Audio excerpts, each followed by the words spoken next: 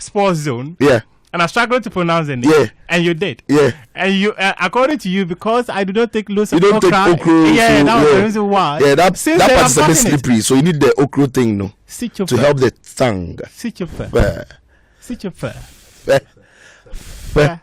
You blowing the wind through an angle. Yeah, I'm sure Gustav has had lots of issues with commentators who have pronounced Steve Appiah's name as Stephen Appiah. Oh, guess who just tested me? So it's Gustav. He said, "Hi, Sicho. Indeed, I'm listening. Hi. Hello, big shouts to you."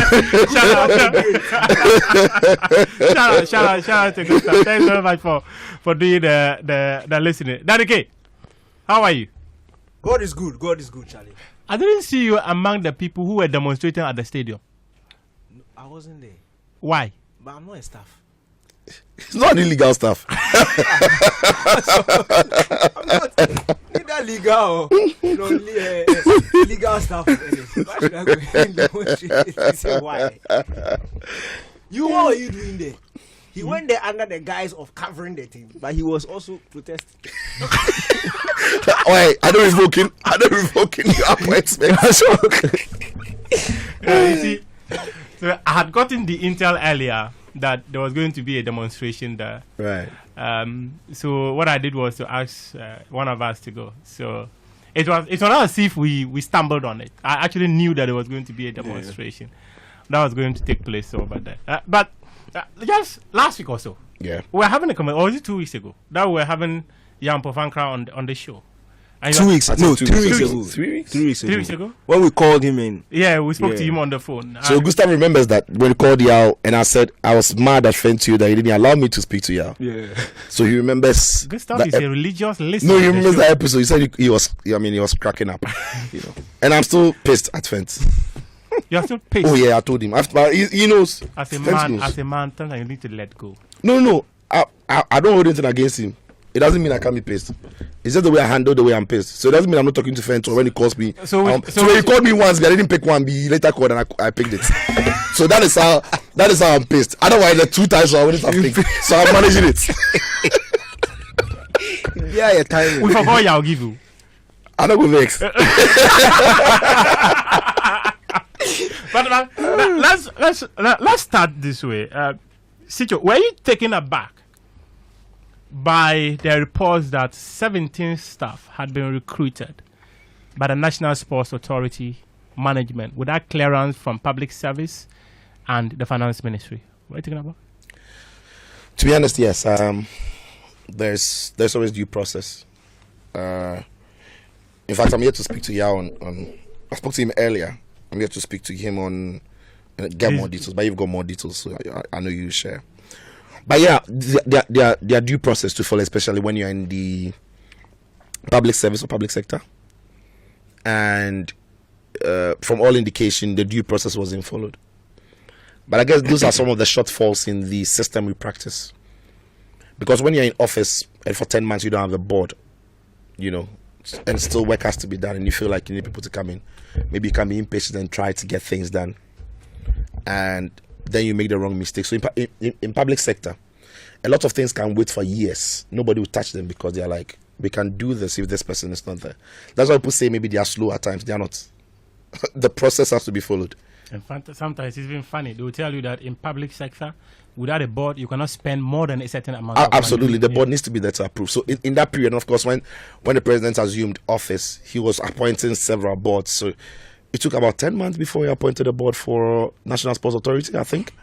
So in those 10 months, still work had to be done. Football matches were being played, facilities had to be kept and everything. Money has to be spent, money has to move. People need to fill positions to work if you want to change the face of NSA. But what I've come to learn in public service is it doesn't matter how good your intentions are. It is the process that matters. If you follow the process and you deliver 0, it is better in this context than not following the process and delivering 100 or 99. So maybe the people Yao has brought in have helped. From all indication, the NSA looks a little better. Facilities are in better shapes than they met. So maybe for all the people that he employed, that is the benefit of that. But it all doesn't matter if due process wasn't followed. Because the risk is, if you allow that to happen across all sectors, then there's no proper control over the processes, right? So yeah, I was taken aback by the fact that the process wasn't properly done and for the people to come in, and hopefully the right thing is done. And in fact, there are loads of requests. When I was trying to check at the finance ministry, I was made to understand there are loads of requests that are pending. Someone actually cited the example of nurses. You know, doctors, nurses, those who graduated recently, their names are there. They have not been. You know why they've not been recruited? Because we've not gotten clearance financial clearance, from the finance ministry to recruit. So, and sometimes I say if Yao were to still sit on this very seat, he would ask same questions. Yeah. Why did he recruit without going through due process? Yeah. And if the role you mean if the role reversed, then he was the board chair? No, is that what you're saying? No, if he was here and Muftar was a journalist, NSC, if he were still a practicing journalist, no, if I think you are still a practicing journalist. The way they post. You know, be full-time politician. I get it. He's a partial politician. But then, okay, talk to me. But 17 is actually a huge number. Look, it's a huge number. First, let me ask this: 17 across the country, 17 in Accra. They're all at the headquarters. Okay. It's a very huge number, and for me, I choose to look at it this way: they are employees of the NSA who were left redundant. Who were left redundant as a result of some of these appointments. So there were people whose names have followed due process, who go to work, do basically nothing, and are taking salary at the end of the day. That's financial loss. Factors.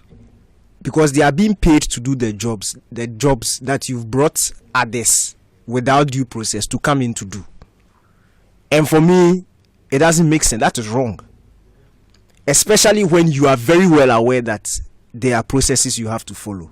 There was a first warning or directive that was sent for him to revoke, and he didn't oblige. And which for me is again very problematic, because your boss has now told you that I've looked at this thing and it is illegal. It is not part of our structure. So stop it. Get those guys out and do the right thing. And that wasn't done. And it took a second intervention. And now there was a third one with the minister. A third one with the minister before a meeting, and now he's coming to tell us that they should reapply. They are now going to reapply.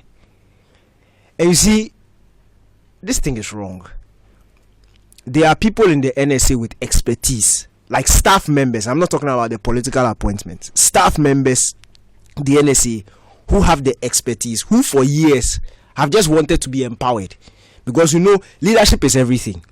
So if you have somebody who is good at the job, if you have somebody who is very well experienced, and you are not using that person properly, you are underutilizing the person. And we saw it in how the NSA was delivering its mandate over the past few years. And then you've come in. I'm not saying that I'm not going to criticize the face of NSA now because clearly there has been an improvement. But you have to go through the right quarters to get the right things done. That's how I see it, and that's what it is. You have to. You can't argue that it wouldn't have been possible to reach this point if you had used the people who were there waiting for you, waiting to serve you. You didn't have to go and bring in 17 people out of the books to come and get the work done. It didn't have to happen. There are 2 deputies who are sitting in the office there, and now there's a chief operations officer. Yeah, chief operations officer, who is now essentially doing the job of the deputies. Yeah. So are you telling me that the by extension the president is not smart in his appointments, and that you don't think the president did a good job, so you are bringing somebody to come and do the no, it doesn't work like that. And from all indications, these deputies haven't even done anything substantial for you to judge them on and say, okay, fine, I gave them this and this and it didn't work, that's why I brought in. From the get-go, CEO has come, which is wrong. So you know the issues. You know the issues very well. No, when you've got deputies and you've got maybe 2, these deputies do not work the same role. You could have a deputy in charge of administration, a deputy DG in charge of operations. So in that structure, if you have a COO, right? Yeah, you know it doesn't fit. And that is actually where the gap is. And in fact, he traveled, he went out of the countries, and the deputies didn't even know. There were no handing over those. Let's go on the phone. Fentio has joined us on the phone. If you no go, if you no day here, why they call up? Is he a resource person? Is he a resource person? What is the problem? What is Ficho's problem? My problem is if you are not here in the flesh. What are you doing? What are you doing virtually in the wind? Yeah, okay. I'm not. What are you doing? You asked the question. I can answer the question. He said, if I'm not there, if I'm there in the flesh, then what? I'm there in the spirit, and I'm here in the flesh. We don't need your spirit. Are they shock? Cut the line and go and sleep. This way you are here in the voice. You are here in the voice. I have things to say. I have things to say. What is in your chest that you want to clear? Well, it's not necessarily what is in my chest. It is about holding public officers accountable. And I think that's what we've strived to do here at Joy Sports. It really hasn't, in fact, if there's anything that anybody can say about Joy Sports, it's the fact that we've been very consistent. And especially when it's come to issues to do with the National Sports Authority, I don't think that this entire country, there's one particular desk that has done more work on the NSA and trying to hold the NSA accountable, which is the regulatory body for all sports in this country. So they have a higher threshold of responsibility compared to any other institution. And we have strived in the past to try and hold people accountable. We've gone through several different directors general of the NSA. Some of them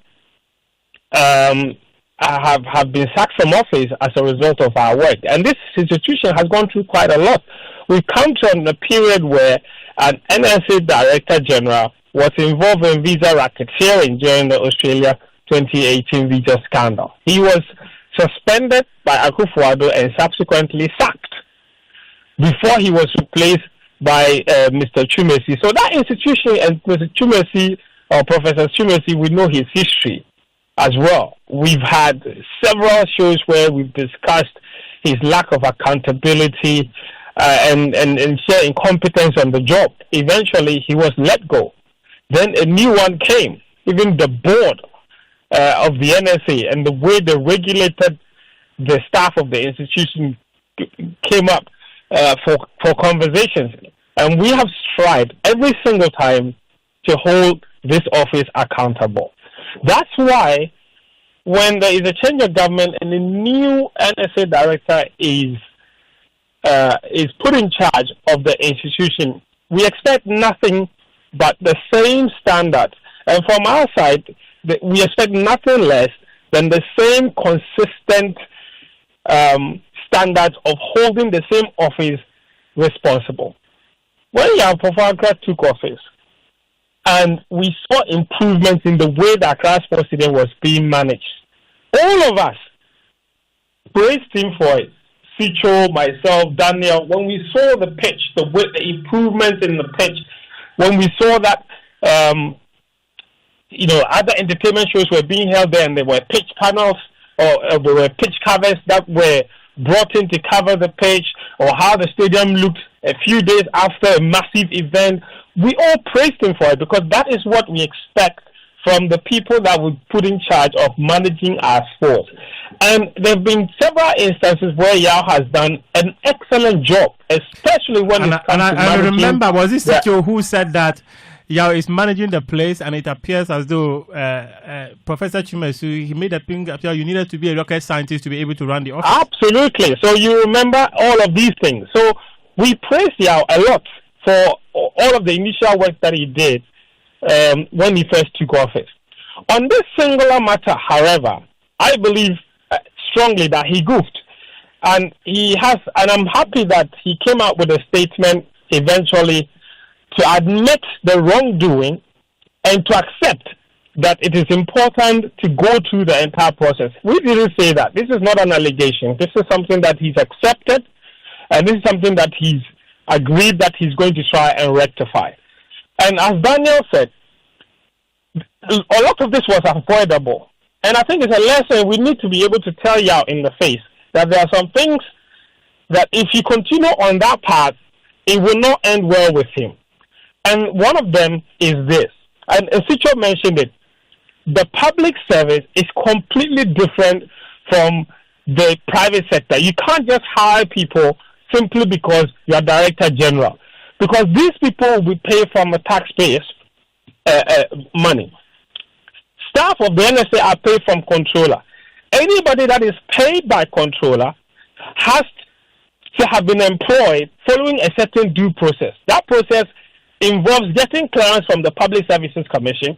It involves getting clearance from the Finance Ministry, who would be paying these people's salaries.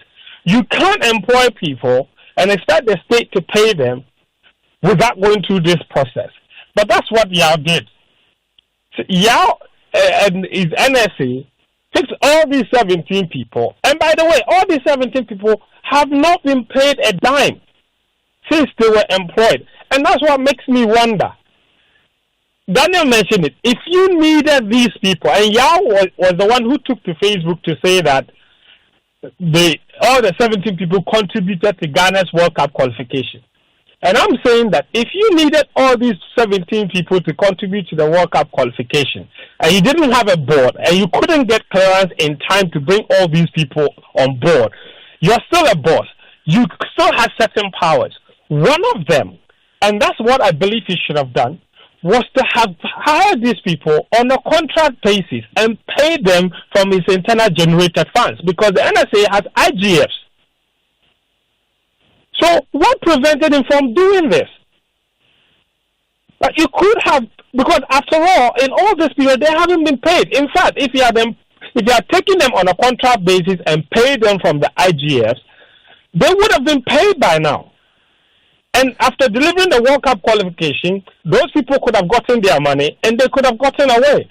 And then once your board was installed, then you tell them that, okay, you came on board as contract staff and you did a great job. Now there's an opportunity to be employed. This is the process. We finally have clearance. You can employ.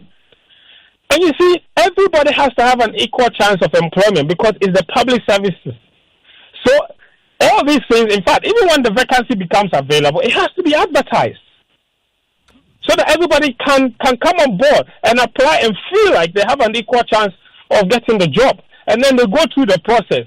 And then Yao will sit through that process as well. And from there, he can decide that, no, I've worked with this person before. I think he's competent enough to do the job, and you can employ them. But you don't bypass the entire process and then employ people. In what capacity? How did he even hand them employment letters? I don't understand that part. So he just opened himself up for unnecessary scrutiny. And meanwhile, this was all avoidable. And look, this could have been done, like I said, through a very simple process of bringing them on board as contract staff and paying them from the IGF. He could then justify to the board that we needed these people to come and help us do A, B, C, D. The board wasn't in place. Obviously, we couldn't get employment clearance to bring them on board as employees to help us. So, therefore, we decided to do it through contract and we paid them from our IGFs. End of story. But even in this instance, Fentio, per what Joyce Force knows, these people were paid allowance. And if you pay them allowance, because from the checks that we did, they were not paid through their NSA accounts, because if auditors can ask them to return the money. So they had to find a way of giving them allowance and all that. But that also creates a certain gap that people within the institution feel that as a leader, you are trying to take advantage of that gap to bring in your people. Someone like the chief operations officer, the institution in its organogram does not have anything like a chief operations officer. So why did you set up that office? Yeah, so look, and for me, I think all of these are questions that obviously that need to be answered. But obviously for me, I feel like this was a place where he had dropped the ball, and he's a senior colleague. We respect him very much. And we will not be honest people if we can't look him in the face and tell him the truth. And in this matter, I would say he goofed. And for me, one of the things that really upsets me, or not upset really, maybe disappoints me, I would say, is that Yao took a story and went on Facebook initially and called it fake news. And called it fake news. No, hold on. He posted a screenshot of the Joy story on this matter and called it fake news, only for you to release a statement 2 days ago admitting to the very facts that Joy Sports put out last week. So you went and you called all of our integrity into question, made us all look stupid and feel like we all didn't know what we were doing, when deep down you knew the truth, and a week later you've admitted to everything that was in the publication. I found that very disappointing, especially given that Yao was on this side of the seat and he knew and knows exactly what kind of checks we did, and he knew that we had sources, and he knew the conversations that he had behind the scenes, trying to discover who were the sources. Deep down, he knew that it was true.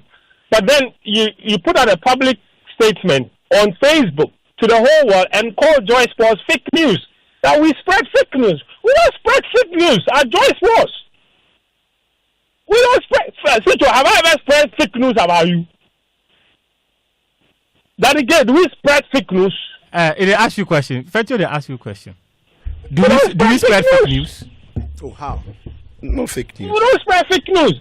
Yeah, call all about fake news media. Fence. You know, say the way you define it, I feel you. I know why. You do your body like Jose Mourinho. You're defending your clan. Jose. Oh yes. You call your outlet fake news, so you hit. Vex. I feel you. Please, if anybody's Sicho, you are part of the brand. We are all part of the Joy Sports brand. If somebody calls us fake news somewhere, you be upset. You know the issue. Okay, exactly. Yeah, call that fake news. On that front, you have to apologize to us. Yeah, no try. He owes us an apology. Yeah. I'm telling you, because all the facts. You see, he has a very strong following. Yes, he has a very strong following. And at the time, we were getting a lot of hits for that post. And moreover, he's an official. Yes. People will always believe official sources. Absolutely. And then a few days later, you've come to release a statement. We said Minister has directed that the people should reapply. You say it was fake news, and all of a sudden you've come to admit the same thing. It was kind of funny. But the fact, just before I let you go, you should say I was fake news. Just before I let you go, the demonstration we saw there yesterday. Do you think that was necessary? Yeah, the people that went to do the demonstration, Yao came to assure them that nobody will lose their jobs. For me, like, that is within Yao's right to tell people that they will not lose their jobs. The ones that the 17 people that he employed, it's up to him to look them in the face and tell them that it's totally up to him. Whatever discussions he's had with the people, what kind of assurances he's had, I don't know. I wouldn't know. Maybe he's got some assurances that they will get their jobs, or that when they get the clearance and they ask people to reapply, those 17 people, he's guaranteeing them their jobs. I don't know. He shouldn't be doing that, but he has a right to say that. But even that in itself, it's problematic, because let's say now people that you get all the clearance, and all of a sudden we know that there are 17 roles available at the NSA. And me too, I'll go and call my cousin who has finished university for the past 2 years, doesn't have a job. And I say, Charlie, NSA has advertised, there are 17 roles available, go through the process. Yao has already told the 17 people there that they will not lose their jobs. There's no chance for another person to get the job. You see the slight problem there, but it's public service. Everybody has to feel like they have a chance.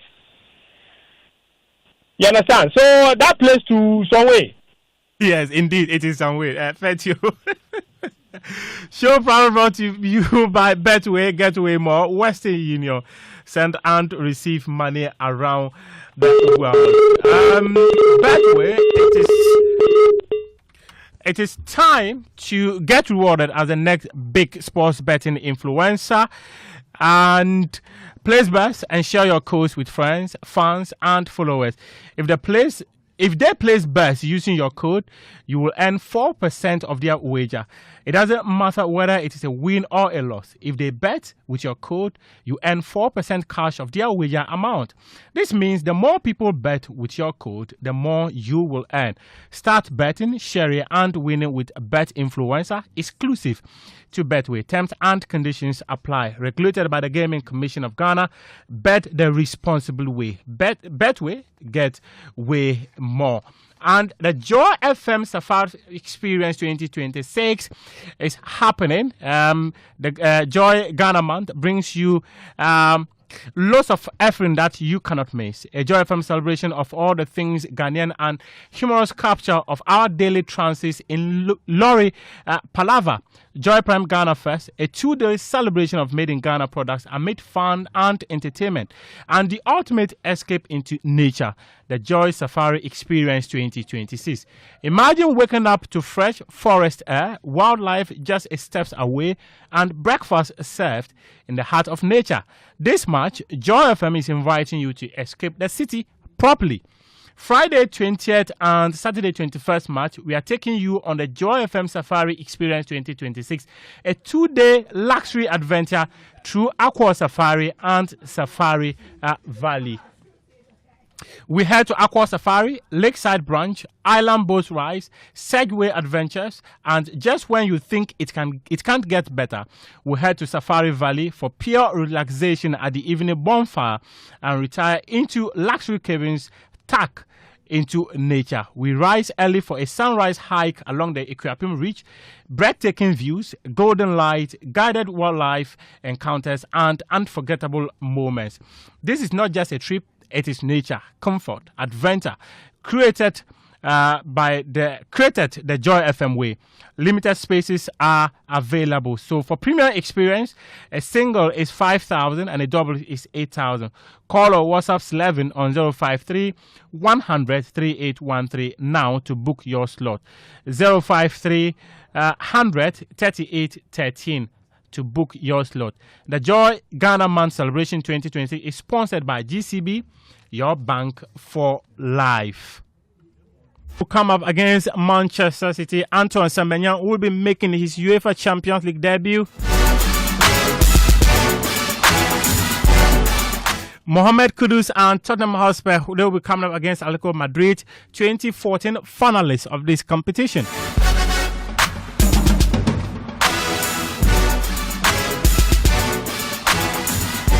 Kamaldeen and Atalanta will come against Bayern Munich. There is Liverpool versus Galatasaray. Arsenal comes up against Leverkusen. Bodo Glimt will play Sporting Lisbon.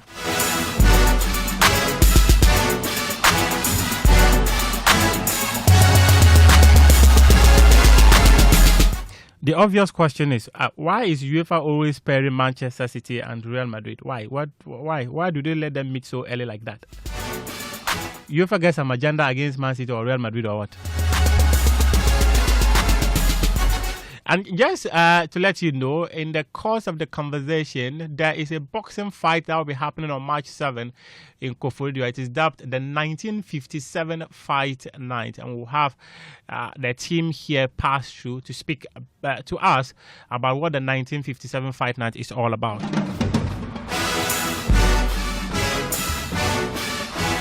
But before that, let me come to the studio. We've spoken a lot about NFC. Now we want to talk about UEFA Champions League football. Galatasaray versus Liverpool, Leverkusen versus Arsenal, Bodo Glimt versus Sporting Lisbon, Atletico Madrid versus Tottenham, Real Madrid versus Manchester City, Atalanta versus Bayern Munich. Let me take the thoughts of Sicho and Danny K on these fixtures. Before the fixtures, Danny K, did you see, or if anyone had told you, Bodo Glimt who knocked out Inter Milan from the UEFA Champions League, would you have considered this a possibility? Obviously, on paper, we all thought it was because of Inter's experience in terms of performances. In fact, Bodo Glimt, they first caught my eye. I think it was 2 seasons. The time they beat Mourinho in the 6-1. Yes, and then I think that was Conference League. Yeah. Then Europa League. They play some really good enterprising football. Oh, that was Europa League. That was Europa League. Yeah, that was before. Yeah. Then the last 2 games of the group stages, when I was looking at the permutations, because people were looking at the race for the top 8. But the race for the final places for the top 24 was also very interesting.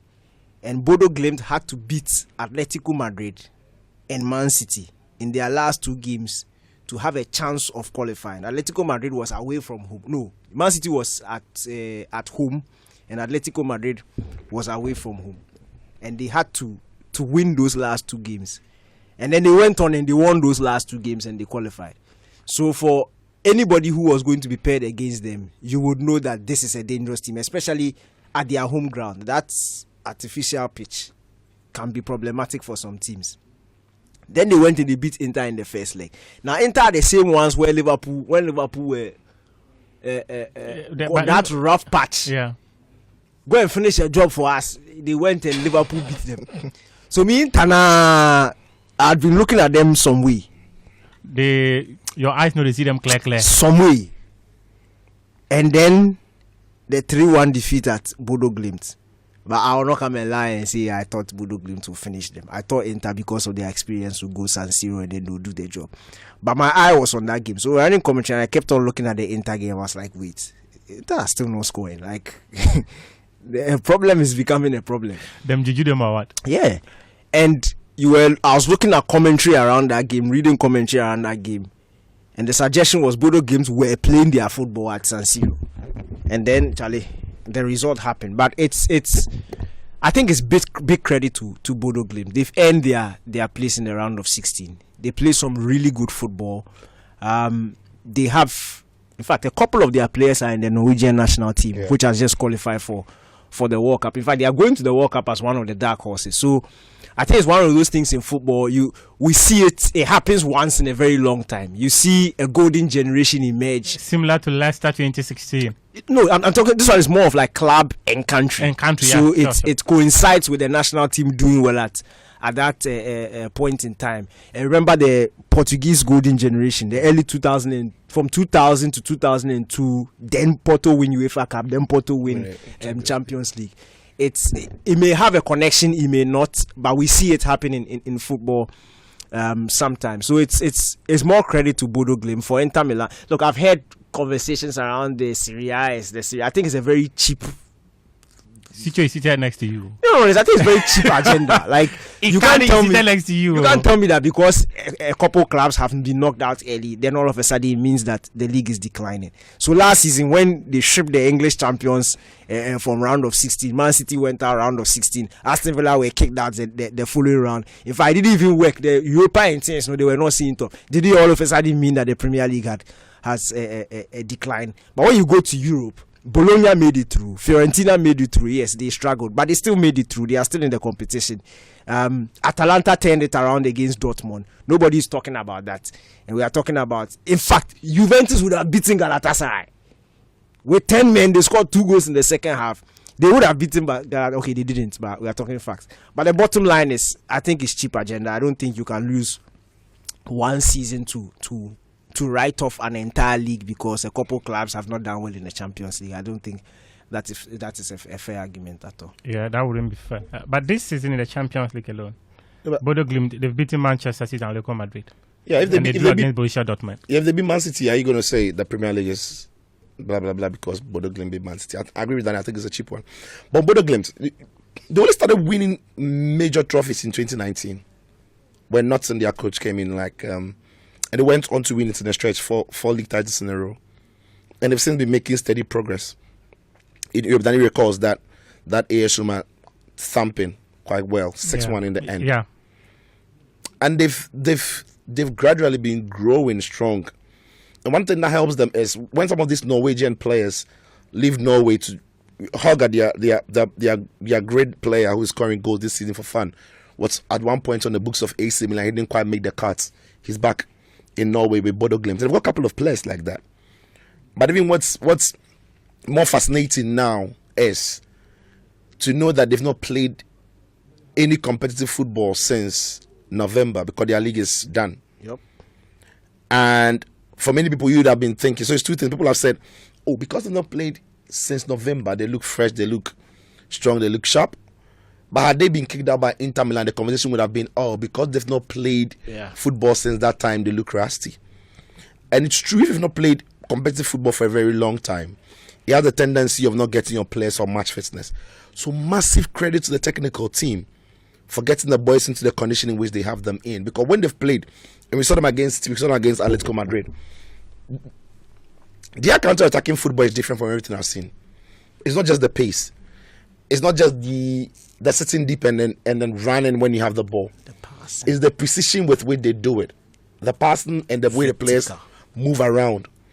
And a typical example was demonstrated in the second goal they scored against Inter Milan at San Siro. Yeah. It's one of the best goals I've seen this season. It really is. The way they move the ball, the way they pass, the precision with the pass and the movement was quite clinical across the face of the pitch. They left Inter for dead. Yeah, and so they'll back themselves. This is a team that is playing without any fear. They really have nothing to lose. Mm-hmm. Making it this far could even be an achievement, a win, for a successful season for them. So yeah, it's a dangerous tie when you play against teams like that. As for the Serie A matter, only 3 or 2 seasons ago we had the 2 Milan clubs in the semi-final. Yeah. Fiorentina have been in the Conference League final in the last 3 years or so, or 3 years in a row. They've not won a year. Roma made the Europa final. Roma made the final. Conference League and made the final. Yeah. Atalanta beats Leverkusen, who were unbeaten champions in Bundesliga and won the Pokal. In fact, they were the only team to beat Leverkusen in that season to win the Europa League. Inter Milan were in the final the last time. So I'm not too sure. This season has not been great for some of the clubs. Juventus are in a rebuilding phase. You don't expect them to do too well. Inter Milan are also, look, after last season and not winning, Inter Milan have reconstructed a little bit. You see a lot of some of the old faces from last season, but the structure in the midfield is different. There's a new coach and everything. So people need to put a bit more context to it. And again, when you're comparing the Italian teams, who's the measure really? Is it the Premier League clubs who have got 500 million to spend in the window? Mm-hmm. Or is it Real Madrid and Barcelona who have got endless pits of cash to spend? And even for Barcelona's case, even when they can't spend or register players, they always find a loophole to do it. Right? So what's the measure? Because as far as they are concerned with the money they spend, Inter have had to live on loan players and free players to do what they do. So I think the comparison needs to be, the base for comparison needs to be broadened rather than just looking at the results and saying Serie A is dying. Serie A is not the strongest side, but this season's results in some of the results in the Champions League doesn't really determine where the league is. The context must it's a lazy way of looking at it, I think. Now let's take a look at the pairings. City versus Real Madrid once again. I remember that famous commentary from Peter Drury. Real Madrid, they are out there in search of a miracle, and the miracle has arrived. There seem to be, as I mentioned, I don't know if it is an agenda thing. UEFA is always pairing Manchester City and Real Madrid. But what sort of a fixture is this? UEFA is not pairing them together. The two of them decided that, in fact, Real Madrid decided that they will not finish in the top 8. And as a result, it's the positions that determine who you face. Yes. As simple as that. So Man City too decided that they will use last day to enter the top 8. And they finished in the position that they finished in. And it was either or. It was only 2 teams they were going to get. Real Madrid or somebody else. So 50% chance. And we all knew that they will get the Real Madrid. So next time they want to avoid each other, they should both finish in the top 8. I don't think this is, but it's a win-win for us because we get to watch good football. 2 legs, Real Madrid. But isn't it too early? Oh, it's not too early at all. You see, everybody started on 0 points. Everybody started on 0 points. That's what you need to remember. Everybody started on 0 points. If you want to avoid the big teams or if you want to avoid tough fixtures early, you do well. That's why somebody is facing Gala. Somebody's facing Atalanta. You have decided that you will not do well. So you carry your aura and you go and face Man City. And that's how it is. And the thing is, it's a Champions League. If you want to win the trophy, by all means, you come up against tough opposition. If not in the knockout rounds, you face them in the group stage. Like this season, people are saying Arsenal's part is easy. But this season, Arsenal has faced Atletico Madrid. They faced Bayern Munich, probably the second best team in Europe at this point.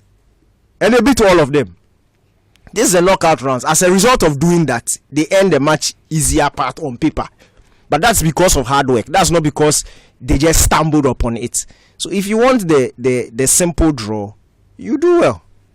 Are you in a way suggesting that Arsenal's opponent Leverkusen is most likely a walkover for Arsenal? It's not a walkover. I'm saying that if you are going to compare who City have got in Real Madrid to who Arsenal have got in Leverkusen, if you tell me Leverkusen is more difficult, then there's something wrong with you. Sicho, Yeah. Since 2012, right? I was just going through the numbers. 2011, 2012, Manchester City and Real Madrid, they've played each other about 16 times. That's crazy. Yeah. That's because between that period, Real Madrid have been incredibly good. They've gone into the very deep end of the competition. City have been striving to win it as well. So they would meet in quarters, meet in semis, meet in last 16 very recently. Even group stages. Even group stages you could meet. Because at the time where their coefficients of City especially wasn't as high as they have now, they could be in the pot 2. And I remember the famous one, the 3-2 victory for Real Madrid at the Bernabeu, where Joe Hart had a heroic game against Cristiano Ronaldo. In the end, Ronaldo won the game for Madrid. With a goal, Joe Hart maybe should have done better, but the ball just bounced. There was a great goal. I thought Dzeko scored for City. Yes. And that was 2012-2013. Yeah, Dzeko scored. Under Jose Mourinho. Yeah. So it was Dzeko scored for City. Yeah, Ture also. Marcelo equalized. Kolarov scored from a free kick that Alonso was almost trying to clear something 2-2, and then Benzema scored, make it 2-2 right after, and Ronaldo at the death won it, and then we seen also playing the semi-final before. So it became Gareth Bale who won that game. Gareth Bale won that game. Madrid were not good. I think that was the final. That was Pellegrini. Yes, his last season before Pep Guardiola came through. So it's become almost like an every year event.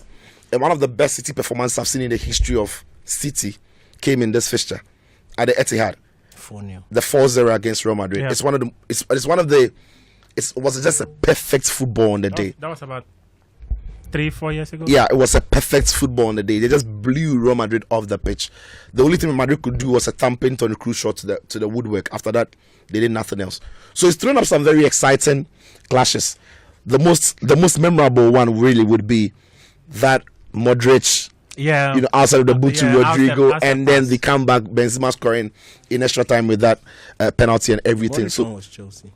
The Modric one was Chelsea. Yeah. No. Yeah. Then No, the Modric one was Chelsea. Then Outside of the foot. The outside of the foot was Chelsea. Then he's done it But twice. the City one was the penalty Diaz on Benzema. Yeah. But then Rodrigo the header. 2 minutes. Yes. Ball to the far stick, Benzema to Rodrigo goal. Rodrigo from Carvalhal's cross, Rodrigo the header, and then the miracle has arrived. And then absolutely. So Benzema penalty. Benzema. That season was a remontada all through from PSG to Chelsea to that City. So it's a fixture that but this season these two teams have shown they've got problems. At the moment, though, I think City are beginning to look a little bit better than Real because Diaz has come back from injury. John Stones is ready to maybe step on grass. They've brought in Maguire. So straight away, one of the biggest problems City have had all season, which is in defense, seemed to be steadied a little bit. And I like the fact that O'Reilly now has got a bit more physicality and presence and movements in the middle alongside Rodri, who's beginning to look fitter and fitter as the weeks go by. So City are looking good. Real Madrid have not played particularly well in any period in this season. They just know how to cross the line. But against a quality opposition, they've always been found wanting.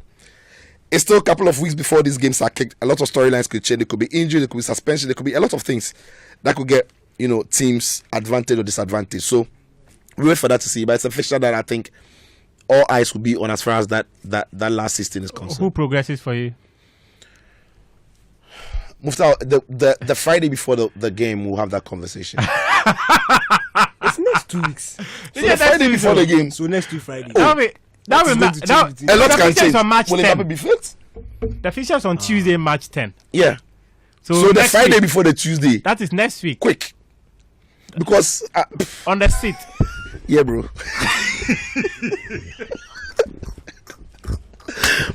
Because what? Yeah, I mean, yeah. No. Who progresses for you? City will beat Madrid. All right. I mean, City will beat Madrid. Yeah. You know the thing with me. Or if I go consult. When is a Tuesday, Wednesday night? Some feeling becomes Monday. I don't predict against Real Madrid. You've said this before. It's just me. I mean, call it whatever you call it. I just don't know how to predict against Real Madrid. I've seen it enough. I've done it enough. I've disgraced my body, so right now I've advised myself. I remember when we were at Heritage. Yeah. Was it Bayern? Bayern. I was sitting with Danny. We watched the game together. I kept down. Oh no, yeah. David scored the final. I've seen this. And then it passed quick. Yeah, but you see, that was Bayern. When it comes to Pep versus Madrid, especially when he came to City, the only time I've been disappointed was that Rodrigo 2 goals, and that one wasn't tactics. That one was Sum Sum. Sum Sum doesn't happen every time. Oh, nobody can tell me that game was. Nobody can tell me. If any go back and watch that game after Mahrez scored, you forget 3 minutes. Grealish on the line.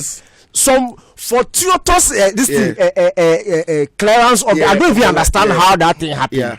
Then everything is settled. Also use his leg to save some. Then all of a sudden 2 goals, and you know what happened? I don't know if I tell you for this thing. Talk to me, bro. After Mahrez score, light off. So you thought the game was done? So I thought the game was done, but my body was doing me some things. So I go on my phone and I'm watching on my phone, but I'm not on like Twitter. If I'm watching on my phone, I don't tweet. The way the network is, if you go one app, you come back buffering. So I'm watching on my phone. Then 88 minutes, I'm like, Charlie, say give now set. End of story. So I go and tweet that is 88 minutes and Madrid still don't have a shot on target. I remember that tweet. Then I dropped the phone and went downstairs because light off, everybody was in their room. So I went downstairs to make sure that everything was locked. So I go lock everything. Then I come up. When I come up and I pick my phone, notification. I'm like, what's happening? I didn't understand. What did I do? And the thing was buffering, so I couldn't see. So I go on Twitter. See this guy. You say what? I say yeah. Wow, what is happening? So I go on Google and I'm refreshing the thing. And back like is it Google no? When the goals, it takes a time before they write the name of the goal scorer. Yeah. But you can see 2 balls. You can see, but the goal scorer no day. Before I realized Rodrigo. I said ow. It doesn't make sense. And you are telling me that this is tactics. You moved out. You want to tell me that this is tactics? Master. Oh yeah, look, I think City are favorite, but I never bet. You don't go predict games. No, everybody know. If you listen to us, if you listen to me on any other platform, I rarely predict against Real Madrid. But I think City have got the ingredients to upset. But they faced this season. They faced in the group stages. And City, at the Bernabeu. City won it 2-1. Quite easy. And City played in first gear. No problem. If that was a game you were having the commentary here, and I came. Yeah, I remember that one. And we'll beat them again. Leverkusen, Arsenal. Obviously, of course, Arsenal. It also helps again for City. Would help. It also helps because of where Arsenal finished throughout until the semis.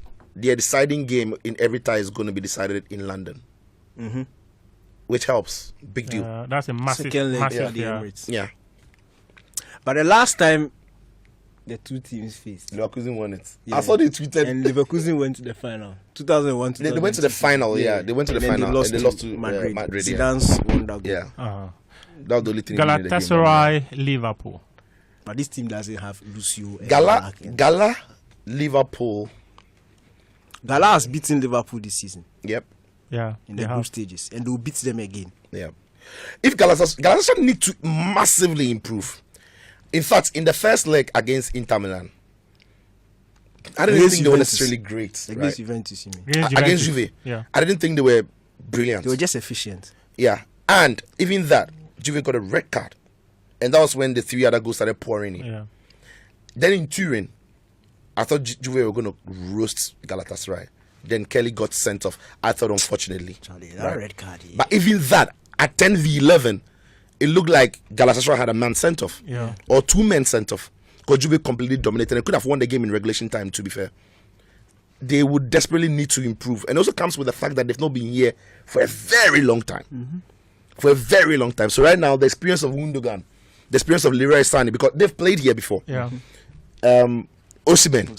You know, these players, the experience and the know-how of this, yes, it must come to the fore. Otherwise, they might not be able to handle Anfield and the stage when they face Liverpool. But I think you see, that place now, Galatasaray is home.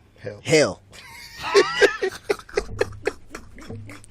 No, it is really hell. Like, was it Gundogan after the Liverpool game? Yeah. He said a Liverpool player told him that he had not experienced. That place is not small. So some of the best. And you see, this season at Anfield, Liverpool haven't been too convincing. So Liverpool need to go to hell and come back with something. You need to go to hell and come back to hell. And come back, because in the second leg, if you give yourself too much to do at Anfield, you may be found wanting. Because yes, the name on paper may be Galatasaray, but that squad has some big talents in there, and they will punish you. They can't punish you. So Liverpool first leg, they need to get something out of it. Very nicely, they need to get something out of it. Then we have Tottenham versus Atletico Madrid. That game, we'll talk about it in the quarterfinal. The two of them are not serious. How? How are they not serious? Where are Tottenham on the league table? Did they fear the relegation? I guess if Tottenham are in the bottom half, they normally do well in Europe. The Champions League no be Europa. Champions League. That's like Europa. Charlie Muftar. The game of the round is not City and Real Madrid. Which is it? The game of the Chelsea, round is PSG? Why? The repeat of the Club World Cup. That's the game of the round. Because since that time, Chelsea have declined. The PSG are not looking great either. And PSG themselves are not looking that good. And I think going into the Club World Cup final, PSG were clearly the better team. Chelsea had to adapt, and Chelsea got the better of them. This time around, I think the approaches could be different because I think they are more of PS now. Both teams, in fact, no, Chelsea made it through to the top 8. PSG had to go through the playoff round, just like last season. But the thing is, if you watch them this time, even the game against Monaco, you know how poor Monaco have been this season. Yet Monaco beat them in the league. It was a close one in the first leg, another close one in the second leg. True. And Monaco got a red card. And that second half looked very nervy for PSG, even with a man advantage. So PSG have not been looking good. But again, to Chelsea themselves too have looked some way. So you don't know the team that will show up. But I want everybody to be fit. If Chelsea have James, Fofana, Caicedo, Enzo, all those guys in that game, Cole Palmer in that game, over 2 legs, I think Chelsea will beat PSG. They may get a red card. That'll be a problem. True. The red card will be a problem. Yeah, I also think that the level ground is different because the Club World Cup, you're playing, as you said, PSG with overwhelming favourites. PSG play a lot with the ball. They like to move the ball. Chelsea resulted to going long. The pitch wasn't great. It was a one-off. It was a one-off. This is a home and away encounter. Yeah, Chelsea will decide that game in London at the bridge. But the problem I've got with Chelsea is, even with their new manager, when they play in these big games, we've not seen them show their capacity. I think Enzo Maresca, we've not seen enough of Liam to judge, but I think Enzo Maresca had it in him to prepare his team better for these scenarios than maybe Liam. Because Enzo Maresca, of course, is a good tactician and everything, so he could assign his team specific duties for that one fixture, and you know that in the weekend when they play in the Premier League, it's a different approach. So I wonder if Liam has got that in his that ability to structure Chelsea in a way that makes PSG difficult to beat them. If he's gonna play just as he's played in the Premier League, I don't see it against PSG, even though PSG have got problems on their own. I think one of the things PSG are missing now is Donnarumma, and I've tweeted it on X. That PSG always considered some very big chances last season on their way to the final, but Donnarumma was always there. In the game against Liverpool, in the game against Arsenal, we saw it. Martinelli save, Aston Villa as well. So like PSG were dominant everything, but the way they play also means they'll give up chances. So they give up chances against Monaco in the league phase. They give up a lot of chances, and those chances that Donnarumma would have saved are now turning into goals quickly. And that is why I worry for PSG. But it remains to be seen if Liam Rossignol has got it in him to put a style together that stops this Paris Saint-Germain team. But I've not seen enough of him now to say that he maybe has got it in his locker. Quite an interesting one. Someone is asking for the Safari number again. It is 053 100 3813. 053 100 3813. You WhatsApp Slevin or call him. This one says that Muftao, I'm sad today. You didn't make us hear the Italian tune you usually use to introduce. Fentio is not here. Fentio is not here. I apologize. Don't be sad. Don't be sad. He's listening to us from Rome. This one also says that Nito you. He said, let's correct the wrong Black Stars. Let's call it the wrong Black Stars budget. Well, it's their budget, so they are taking it to. Oh, we have time for it. Oh, Between now and the World Cup. Yeah, We don't want to exhaust that whole conversation. Yeah, more revelations are coming. Yeah, there are lots of things. Muftar is speaking more things. There's this one that says that, hello guys, please, per the parents, what's the possible path for Arsenal to the finals? Oh, let me tell you. Assuming they win all their matches. Let me tell him. This Nene from Dansoman. Nene, Arsenal playing against Leverkusen. If they win, they play against the winner of either Bodo Glimt or Sporting CP. Then if they win that one, they get to the semi-final. On the other side of the bracket, though, would be the winner of Newcastle or Barcelona playing against the winner of Atletico Madrid or Spurs. So the winner of that tie will play against Arsenal if Arsenal go all the way to the semis. Will play against Arsenal. So Arsenal could play, if Arsenal reach the semis, they could play either Spurs or Atletico or Barca or Newcastle. There you have it. Okay, Nene, you have it there.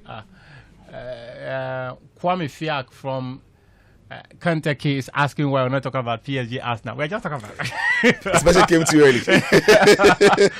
Kwame, be patient, please. This one says that, hello, Mufta. When ManCity trashed Real Madrid 4-0 in that semi-final, Madrid couldn't even complete a pass in ManCity's half of the first 30 minutes of the first half. They couldn't even enter ManCity's half for the first 25 minutes. Yep. Kelly Yep. from mile 7. It was a perfect game. He watched the games. It was a perfect game. And had eyes for every single No, moment Madrid couldn't of that breathe, game. like they couldn't move. It was men against boys on that day, really. It was indeed juju. that is the juju. But I think okay, you've got commercials. Yeah. I'm just going to execute the one pretty quick. Yeah, because when you come back, I think the Newcastle Barca need some attention.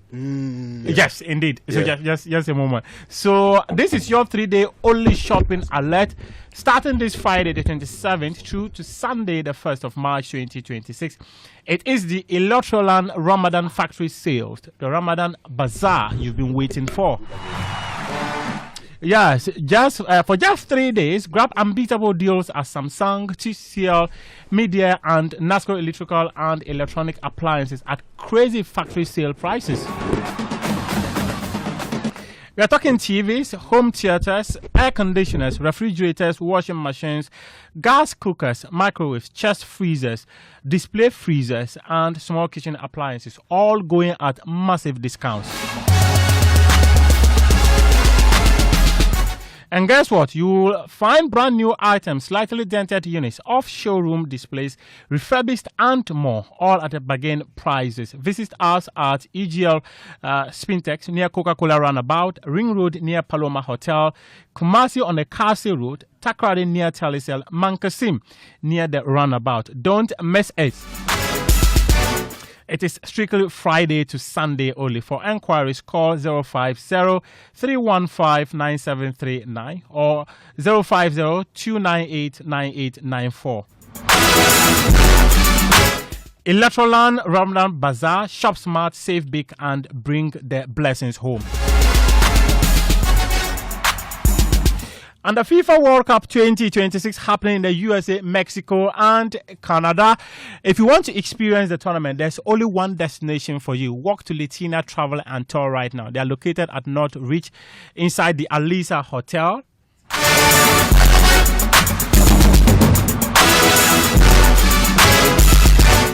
They have packages ranging from $3,990 all the way up to $6,000. And when you go to Latina Travel and Tour, your visa fee will be paid by them. That is if you buy your package, your accommodation, your flight. There's also exclusive business networking opportunities that they are creating for people who want to experience the FIFA World Cup. Don't forget, the Black Stars will be there, and you would have to be there as well to throw your weight behind them. As the president mentioned, thousands of people want to go to the FIFA World Cup, and if you go, please come back.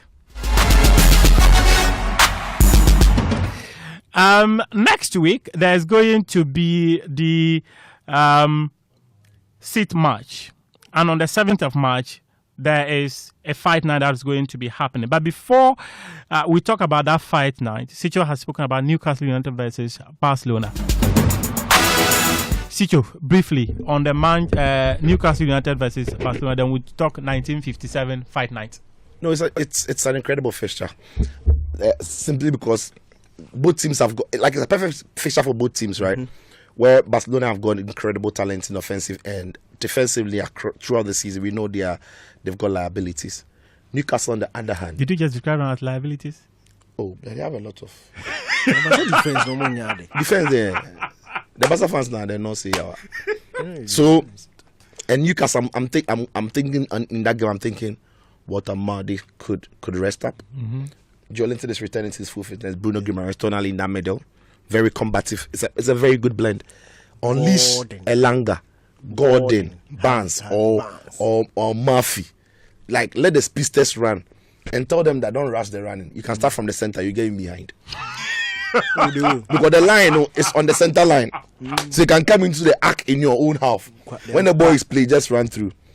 It will be a very interesting fixture. We've already seen them this season. It took the magic of Marcus Rashford in that game really to get Barca going. But of course, he'll be playing again. So yeah, it will be a very fascinating fixture. Over 2 legs also. Over 2 legs. Okay. Yeah. Thank you very much, Sicho. Thank you very much, Dan Crampton. Let's talk about the 1957 fight night happening on March 7 in Koforidua. We've been joined by the PKO group. They are the organizers of this fight, and they are Head of Communications and Marketing, Sandel, is here. Welcome. How are you? I'm fine, thank you. How are you? I'm a bit taken aback that every woman power where they talk boxing like that. No, you throw punches. A little. Are you a street fighter? No street, but you were. You boot for boot wherever you need me. 1957 fight night. What's it all about?